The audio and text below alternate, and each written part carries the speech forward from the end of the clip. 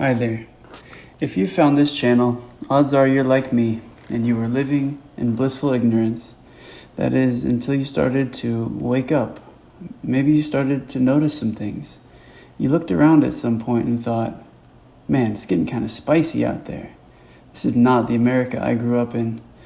I need to buy a gun so I'd be able to defend myself and my family. And so you did. And then you hit the range. You slowly roll pressure on that trigger and let the shot surprise you. You maybe even did this 1,000 times. Maybe you even get comfortable making bullets go where you want with no time constraints.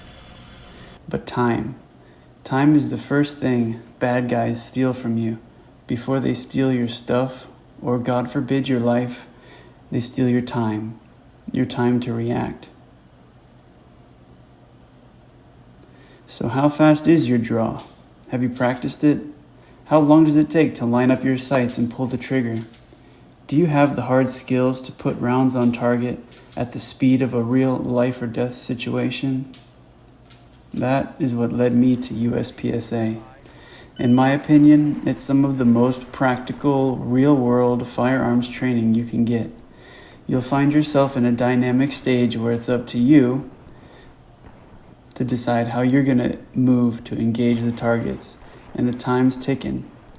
The more you practice, the more these skills get hardwired into your nervous system, ready to just happen without you having to do a lot of thinking, should you ever need them.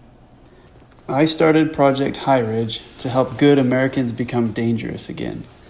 Now don't get me wrong, I pray that you never need to use your gun in self-defense.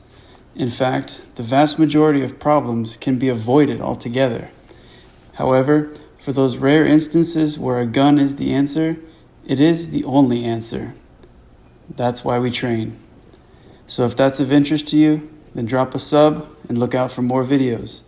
I'm CJ, and this is Project High Ridge. Out.